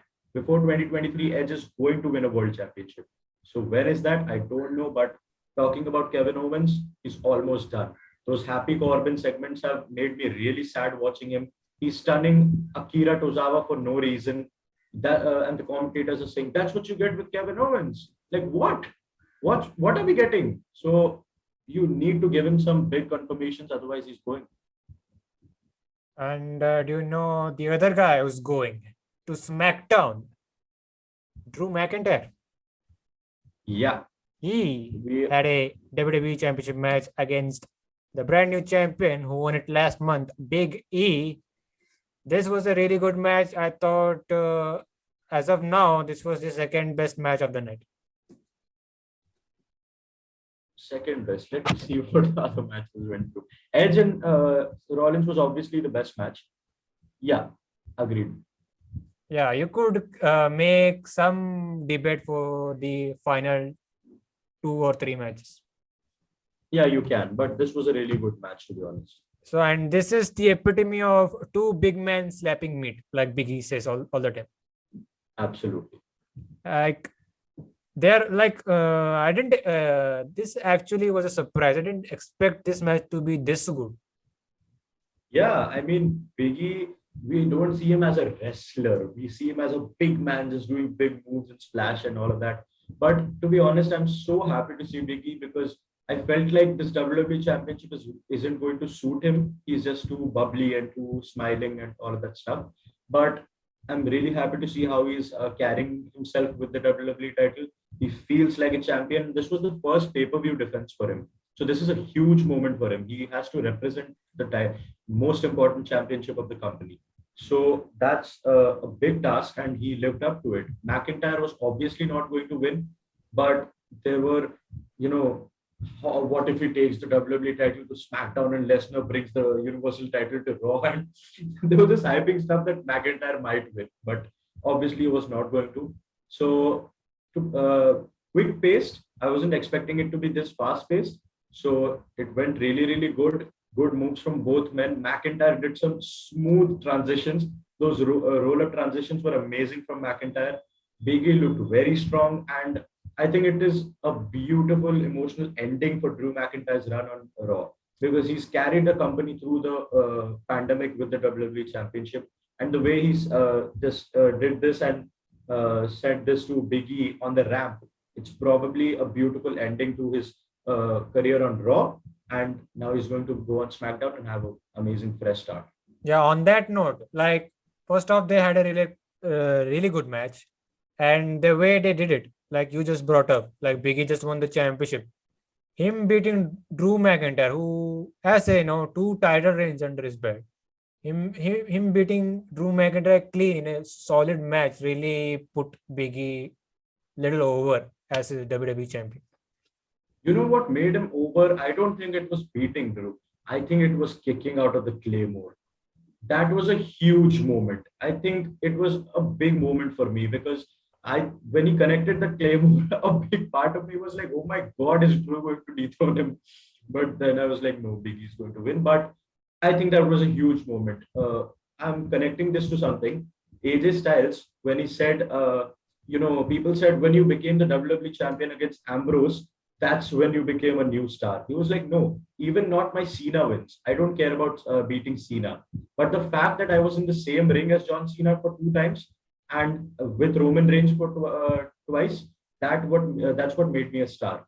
So Big E kicking out of the Claymore was a big moment for me, and that put him over really well. And he beat a big star. And they said it a lot of times on commentary. Big E is beating a 2-time world champion, 2-time world champion. So huge victory for him. Established star now. And this is really good for McIntyre. He ended his stuff with Raw. Now he's going to another new show. He should start all over again, in my honest opinion, if they really want to pair him against Roman Reigns. And if they mainly be taking the belt of Roman, and that will be McIntyre himself. If they want to go into that direction, you have to really rebuild McIntyre and legitimize it again. Yeah, Reigns and McIntyre in 2020 for those 2 weeks of rivalry, it was brilliant. And I want a McIntyre Reigns match, not this early. I hope it's WrestleMania. It's a big match and all that stuff. But it's good that McIntyre's ended on Raw. As I said, it was a beautiful ending for him. He said that thumbs up to Biggie and he signed off and then he left. Biggie was celebrating. It's my title too. I'm not ready to lose it. So good stuff. Really good stuff. So, like we said again and again, really good wrestling match. They were exchanging big moves. So they also started, kicking out of their finisher moves. Like Biggie got the big ending, but McIntyre kicked out. There was another spot where the scenario was Biggie wanted to hit the apron spear. He does, but McIntyre came inside the ring and hit a claymore. And I also thought that this is it for Biggie, but Biggie kicked out, so crowd went nuts for that one. So as we get to the end parts, Biggie would hit another big ending, and that got the victory for Biggie, retaining the championship. Really good match. McIntyre, like I said, as he's going to SmackDown, he should restart his build, and because him holding now his current gimmick is that he holds a sword and that's it. So McIntyre, I think the first step is going to be he's going to be on the men's team of SmackDown, the Survivor Series, because Reigns versus Biggie is going to be the match. Oh my God, Reigns versus Biggie is going to be so good, and McIntyre is probably going to be in the men's team for SmackDown. He's going to float around a bit, and Mania season he's going to pick up his game because he's probably going to face Roman. Otherwise, I don't see him in any match. What are you going to do with him? Because Sheamus is not going to have another feud with Drew McIntyre, even though I hope so. But Sheamus is probably going for the IC title or a much awaited, much loved bar reunion with Cesaro. That would be really, really good. So a lot of things can happen. And it's just so fascinating because from tomorrow's SmackDown, so many things are going to happen. It's going to be a fresh start. Just don't do rematches and everything will be great. Yeah. By the way, there was another spot I forgot is that initially when McIntyre decided to go for the Claymore, Biggie caught him with a power bomb and locked in a stretch muffler. That looked slick. Yeah. Really, really great. But anyways, I don't know, man. The SmackDown, the draft has really affected the SmackDown roster, to be honest, especially for Roman Reigns. If you look at the Raw roster, it looks like the place for Roman Reigns to be and have challenges. Just look at the names. Kevin Owens, even though he's not done anything, but still, Kevin Owens, Finn Balor, Seth Rollins, Edge, Bobby Lashley. The Raw roster is stacked. And Raw probably needed that. I don't have a problem with that. But just sending one McIntyre for these 5 names that I just said, this is not a replacement. SmackDown literally doesn't have anyone to beat to Roman Reigns. No one. Like you have Jeff Hardy. Okay, Reigns can pin him clean. You don't need a DQ finish there because Hardy can take a loss right now. He's taking it to Austin Theory. So Hardy can, to be honest, if you go into the ring with Roman Reigns at this point, you are going to be over. So Hardy can do that. Sheamus and Reigns have had great rivalries in the past, matches too. That can happen. Cesaro can go back to having a feud. McIntyre is obviously going to be there in that program. So I don't see a lot of names. Jinder Mahal maybe, but you don't know what's going to be the next program for Roman Reigns. How many pay-per-views do you have? You have Survivor Series. Okay, Biggie's there for that. But after that, you have the day one pay-per-view, the Rumble, the Fastlane, Chamber, and then WrestleMania. 5 pay-per-views. You need opponents for Roman. This is going to be a tough situation for just getting challenges for Roman. Yeah, I think they've built stars, obviously. Cesaro and Roman, their feud. Every week, Cesaro used to beat up Roman Reigns. That built him really well. They've just lost the mark with Cesaro, but that built him really well. So hopefully new challenges come up. It's not a bad roster. It's just filled with good talent. And to be honest, even a 6'7" Mace going up against Roman Reigns on a regular SmackDown in a singles match would be really great because he's bigger than Roman. So that would even justify Roman being a big character by beating a bigger man. So that can also happen. They're just talented superstars, but not huge names. Yeah. Or let's just get Von Wagner from NXT and put him against Roman Reigns. Can we continue? Okay, that really disappointed you. I'm sorry. Let's talk about the Smackdown Women's Championship match. This is Becky Lynch versus Sasha Banks and Bianca Belair. I think this was the second match of the night. I could really make a debate for this and the WWE title match. Yeah. So yeah, this was a really killer match. Like, these are three of the best women's wrestlers you'll find on the planet. And by the way, Bianca Belair is PWI Women's #1. Yeah. Yeah, that's So brilliant. no surprise there. I was actually expecting Bianca Belair to be the #1. So good for her. And this match was really But solid. one thing to be noted, the PWI men's list had a lot of names from WWE in the top 10. The women's didn't. You had Bianca Belair on #1 and then Sasha on 7th or 6th. So that shows you how much they care about women's wrestling. They care about the main event wrestling. Even people might not notice it. You might call it one women's division. It's still two. It's like the men's category. You have the main event, which is the 4 horsewomen. Bailey is not there right now, but the 4 horsewomen, Bianca Belair, probably Rhea Ripley was there for some time, and all the champions, whoever wins the title. And then the mid-card division, all the superstars who were there in the Queen's Crown tournament and all of that. They don't care about that category. Main event women's wrestling has, built up. If you notice, for the 2-3 months, a lot of women's main events has happened on weekly shows. They're just randomly putting it. There was a point where 3 Raws went and 3 main events were of women.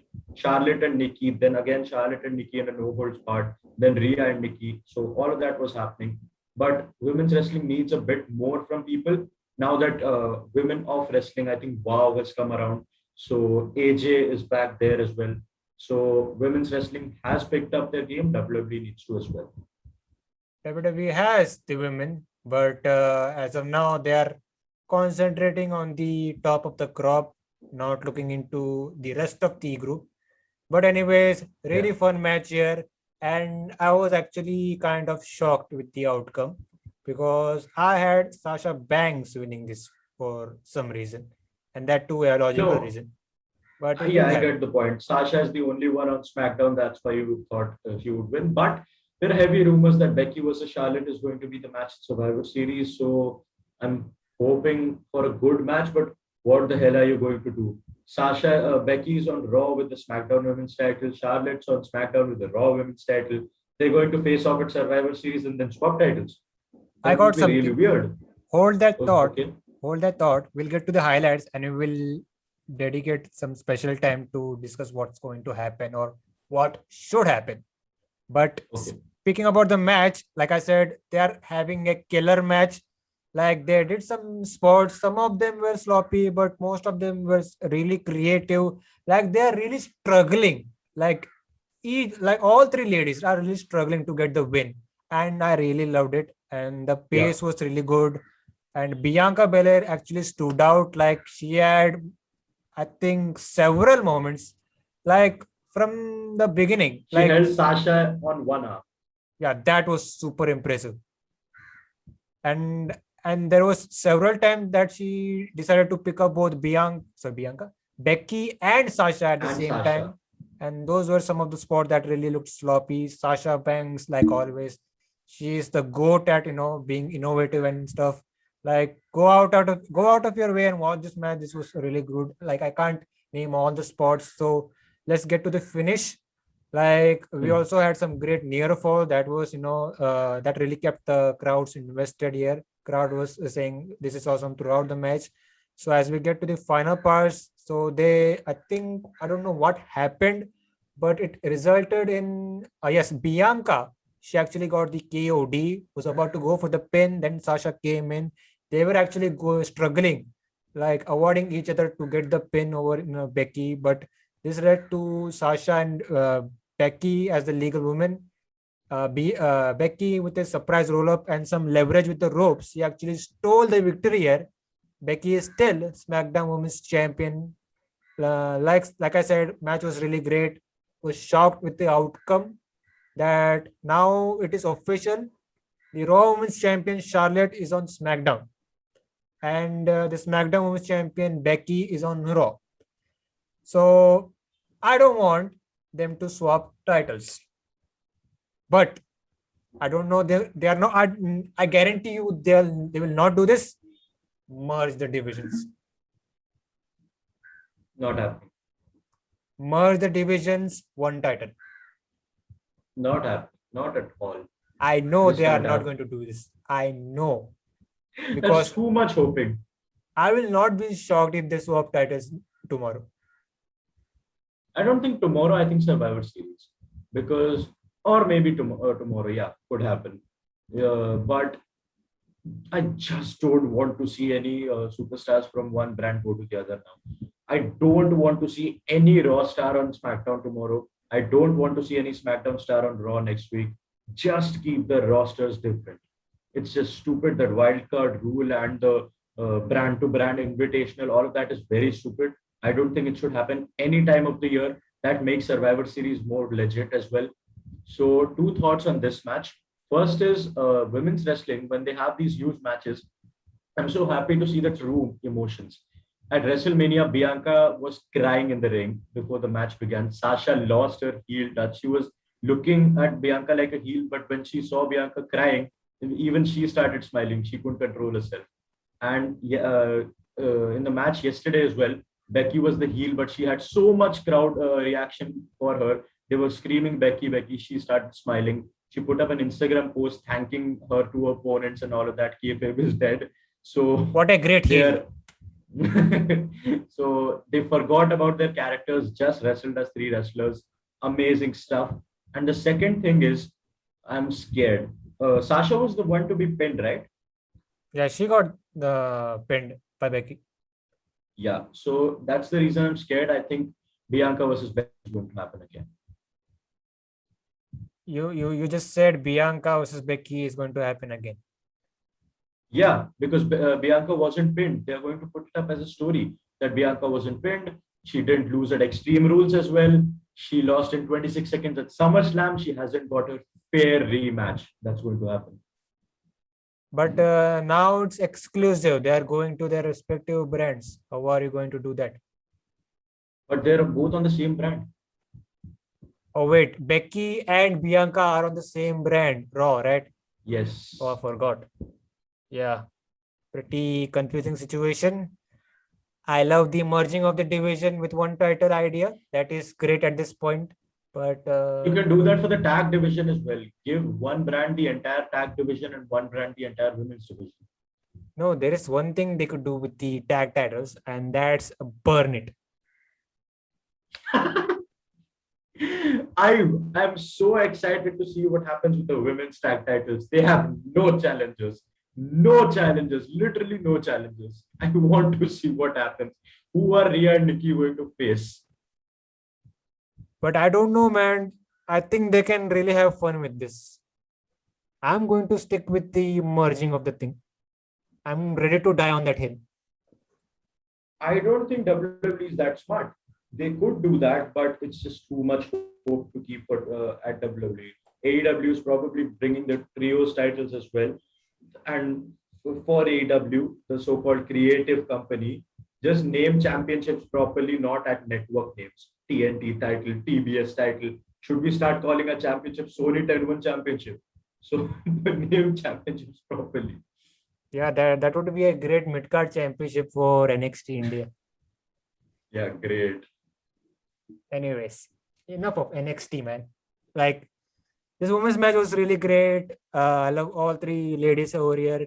By the way, I really love Becky as a babyface. Why should I hate her? She's been forced to be a heel here. So the entire match, she was smiling. She didn't do any heel thing. She was getting a great reaction. But good that towards the end, she used the rope, proper heel move. So that had some touch that, okay, she's a villain. She used the ropes and stuff. And in fact, ropes are not illegal. It's a triple threat. So that's legal. So good stuff. Great match. And I don't know who are going to be the next challengers. But if Becky has the Raw Women's title after Survivor Series, if they swap it and do whatever they do, I think Zelina Vega should be the next challenger. Please. I mean, she's Queen Zelina now. Legit should be the next challenger. I don't care if she wins or loses, but she should be the next one. There you go, man. Or at least you could call up my girl Mei Ying from NXT. You You know, always ask, did you know? Did you know? I want to ask you, did you know Braun Strowman is the greatest Royal Rumble champion since almost 1300 days? I didn't know that actually. That is actually a great accomplishment. I think 1270 or something days he wrote on Twitter. So Yeah, he's holding that green championship still now. that is a He's really left the company and he has a WWE title. yeah, that is a really good looking belt, to be honest. It looks bad. It's green. It's like the eco-friendly title. That should have been given to Brian. I like the plate. Yeah, the plates are good. It looks like the NXT UK Championship, to be honest. But the strap, green, just because Saudi, bad. Anyways, man. Anyways, I was talking about Mei Ying. You already know she's 2000 years old. Call her up, man. Call her up. I think she has done everything in NXT. I think that gimmick is dead, to be honest, because Mei Ying is going to reveal herself for the first time in a couple of weeks. I don't know when, but she should, because Xia Li is on SmackDown now. Xia Li did not have any Mei Ying stuff right now, so I think it's going to be a fresh start for Xia Li as well. I don't think new character. I think she can continue with the heel stuff, but alone. So what's going to happen on NXT? Just don't know. Halloween Havoc is coming up, so that's going to be exciting. And there's a new character coming up that was digging some grave or something. People are saying it's Dakota Kai, so that could happen. But I'm pretty sure it's Dakota Kai because she wasn't called up and she was expected to. So let's just see what's going to happen. Mei Ying versus Alexa Bliss at WrestleMania. Oh, come on. Who's going to be the referee? Tian Sha. I would make Boa the enforcer of that. But Can we moving on. please get to the main event? Yeah, we will get to the main event. It is for the Universal Championship match Roman Reigns versus Brock Lesnar. Let me say one thing. I haven't watched SmackDown for the last couple of weeks, but I will say this. This is a great story within WWE that they have done for the couple of weeks with Reigns and Lesnar and the Paul Heyman element. That is some great drama in wrestling. I love this stuff. And this is way better. I was expecting a lot with the John Cena feud, but they did the job with the Brock Lesnar thing here. I thought the whole story was fantastic. This match, it was good. I didn't expect a lot from this match, and overall, it was something. And I actually wanted to get your thoughts on the finish, plus what you thought about the storyline. Okay, let's talk about the storyline first. So Reigns and Lesnar, we've had it so many times that this one was so fresh because their roles are reversed. Reigns is the heel now, Lesnar is the face, and I'm impressed by Brock because he handled himself alone so well. It was so, at an extent, cute to see Lesnar as a face. He was so innocent on TV and he was just saying stuff and he said, I'm a free agent now. Brock can do whatever Brock Lesnar wants. And he left. So great. And the subtleness of this storyline, to be honest. Lesnar coming up on SmackDown saying, Paul, why didn't you tell Reigns that I was going to be at SummerSlam? My tribal chief, I didn't know. I didn't know. Reigns taking the title and leaving. And have you seen Paul crying inside the room when Reigns said, You're the wise man? When I say you're the wise man, he was totally in tears. He was scared. That's Paul Paul Heyman's just the best. Paul I Heyman mean, is the greatest wrestling manager of all time. There I said it. yeah. And that's contract signing in MSG. Sorry, not in MSG, the super size SmackDown. I was scared for it because it was so chaotic. Suzuki and Bryan's happening on YouTube. Rampage has just started, half an hour Rampage is gone. Punk has already wrestled there. SmackDown's going on here. So they literally had 7 minutes for that contract signing. I didn't know what they were going to say. I didn't think they had anything that would matter so much in just one line. What would you say? So Reigns has this big ass, long ass entrance, which he has to have, and immediately Reigns enters the ring. Lesnar's music hits. He comes, huge pop. Reigns signs it, says that you must be some kind of a dumbass that gets a pop. You can't say that to Lesnar. So a big dumb farmer, you just signing me without reading it. So Lesnar said, Roman, I just read it in the morning with my advocate, Paul, and he just Ooh. leaves. I was so hyped. I was like, my God, bring Crown Jewel. I just want to see this match. And this had such a big fight feel. Like I was marking out that at the fact that this main event is just going to happen. Roman Reigns and Lesnar are two of the biggest names. And the fact that they have this match, Saudi was incredible. They reacted really well to Roman, to Lesnar. When Lesnar came out, I wasn't like, who is this? I was like, what is this? He had a bit of oil or water on his body. He looked like a monster. I was like, who in the He world is this? he is the alpha male of our species. Pat McAfee says. Absolutely.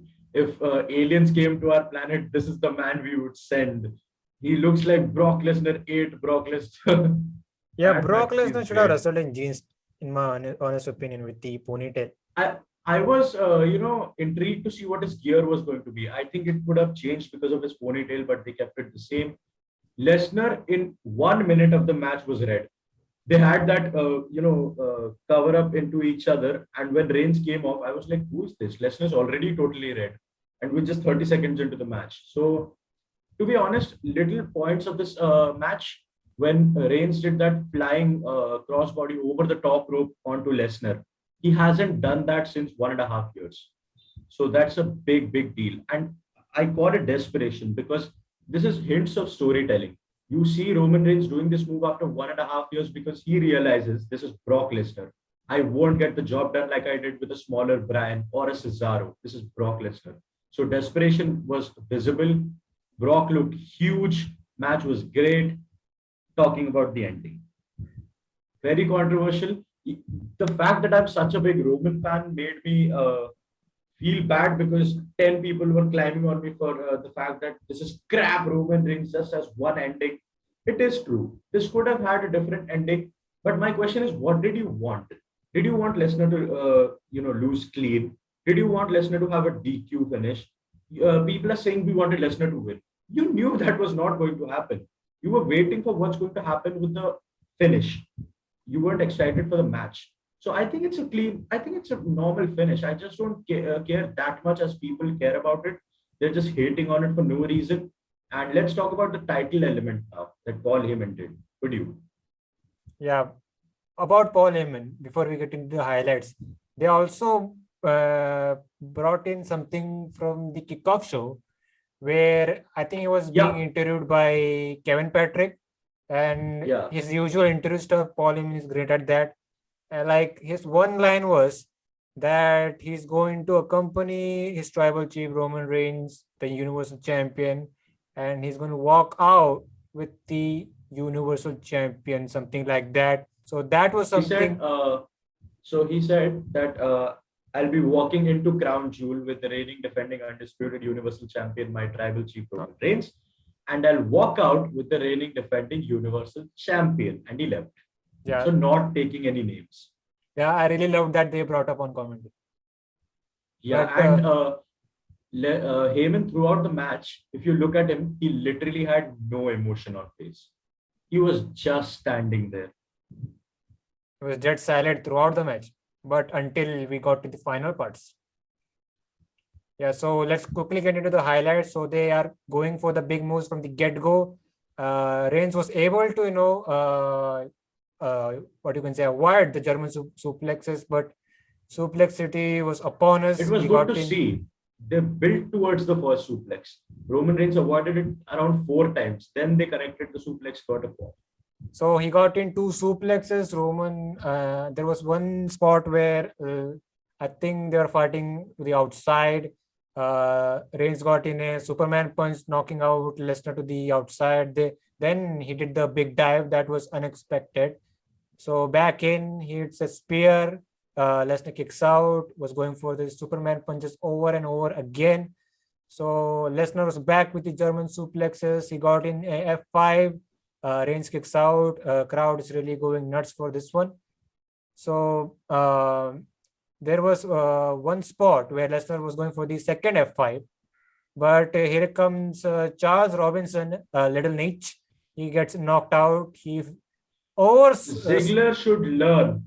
Charles Robinson, what a sell that was. He literally flied in the air and Roman Reigns landed on him. That was brilliant. Very good.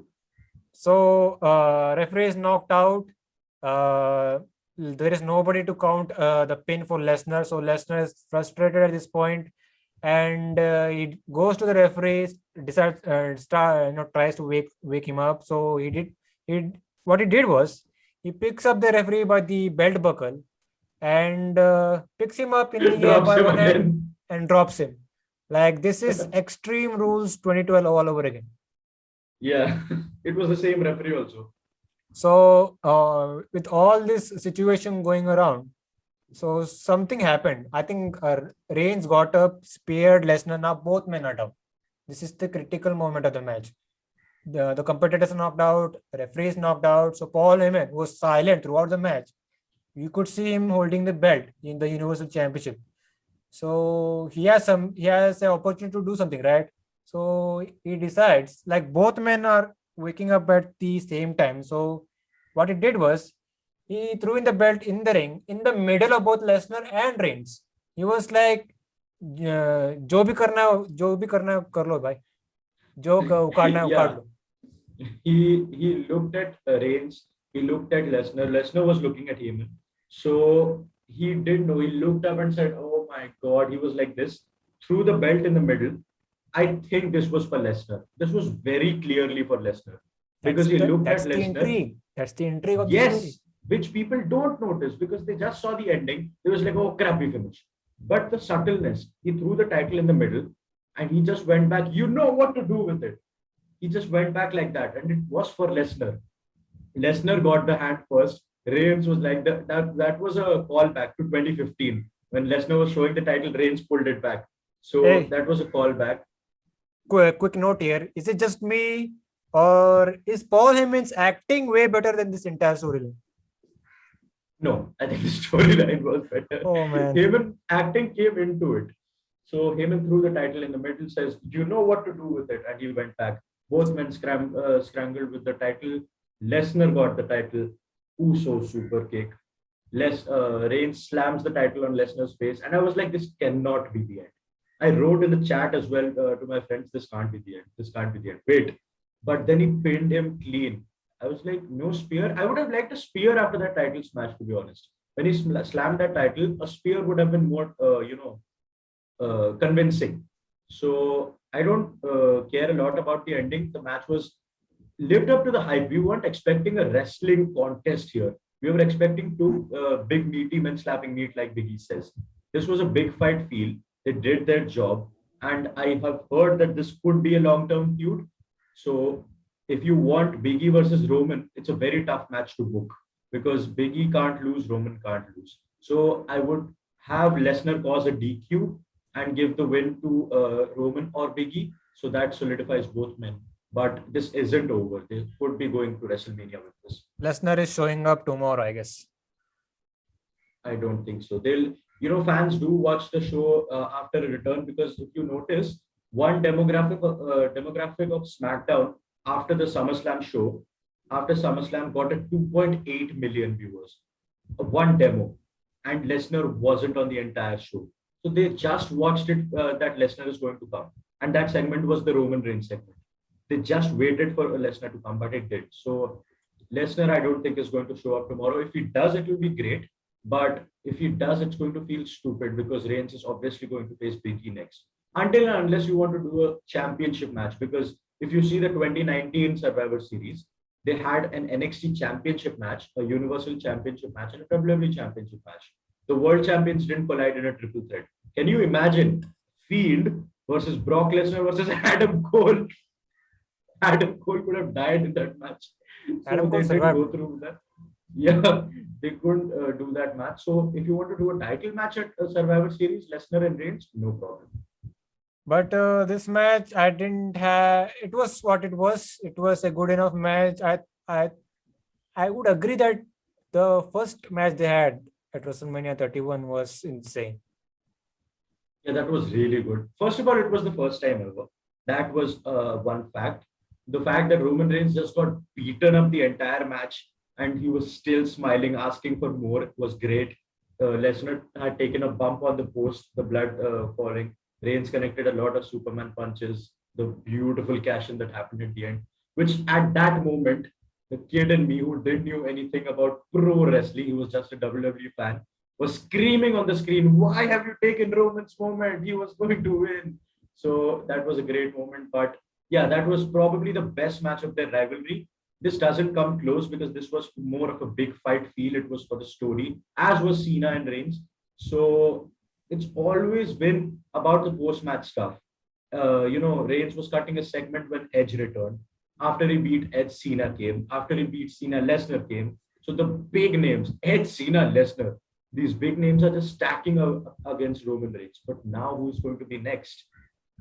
So that's going to be the problem on SmackDown, but excited nonetheless. Bro, they have to really come up without they no with challenges, especially to fill in It's going the. to be tough to book because Roman Reigns needs someone who will dominate the match as well, but take the pinfall. So I don't see anyone posing a threat to that level that the Usos need to come in now. I think whatever Roman Reigns does now, it's going to be a clean victory. Because with Cena, he beat him clean. Obviously, Cena doesn't have to be over or something. With Edge, you had to continue the Rollins storyline, so you did the Rollins. You want Lesnar to be strong, so you have Usos. But now, whoever faces him, Cesaro, Sheamus, Mahal, Hardy, whoever faces him, these guys don't need to be protected. They can take a clean pinfall. So you have to build people, to be honest. SmackDown stars need to be built. They're not already proven stars, even though they are big names. But Hardy, Sheamus doesn't compare to the Edge, Balor, Rollins of Raw. So Raw is stacked. They have main eventers. They don't need to build stuff. But SmackDown has to start from the ground, to be honest. Or else do Roman Reigns versus Charlotte Flair mixed match challenge. Hey, come on, man. Charlotte's a 12-time world champion. She can be a 13-time beating Roman. Or do a squash match between Roman Reigns versus me. Versus who? Me. Go ahead. But anyways, Acknowledge man. the tribal chief. Anyways, that's our tribal chief. You're damn right. And that was Crown Jewel. Really good pay-per-view. What do you think about the ratings? What should we rate it? Okay, so just the fact that Saudi pay-per-view sucked generally and this was really good, I'm going to cut half for the main event finish, half for the Queen's Crown. I'm going to rate it a 9 out of 10. I'm going with 8.5. I think they could have cut an hour from this show. You could have went 3.5 for Crown. I think the fact that the first match was so long, the Hell in a Cell match could have been placed somewhere else towards the end. The fact it did make a lot of things wrong because the first match was around 40 minutes to an hour long. So that kind of made people bored, but not me, but other people. That also took out a lot of thunder from the Goldberg Lashley match because we had seen so much stuff in the Hell in a Cell match that this no holds barred match felt like nothing. So they couldn't do a lot of stuff. So I don't have a problem with that, but you rating it 8.5 is very generous. So I'm happy with that. Very good pay-per-view and really, really excited for the new fresh start of both the brands. See, man, I'm not on Tony Khan's payroll. I will, praise WWE when I say it. Yeah, they need praise when they do stuff right. A pro WWE fan like me for the past 2 weeks has said that Raw has sucked beyond sucking. Like it's been terrible. So this new start is much needed. They have a big number of names. They have huge names. So I don't think Raw can suck anymore because they have big names. SmackDown has to build themselves. So it's going to be a great, weird scenario these days. So Survivor Series is an exciting time generally. This time they have fans also. Last year they did. So it will be great to see what happens. There you go, man. Before we leave, where can these guys find you? Okay, you guys can find me on Instagram, Twitter, and YouTube at RKBROS. I do podcasts, I do vlogs, many fun videos. You can check that out. And you can find Slamhub Wrestling on Twitter at Slamhub, Instagram at Slamhub Wrestling. You can catch this review and Anchor on Spotify as well. This was the Crown Jewel 2021 review, and see you guys next time. Bye-bye.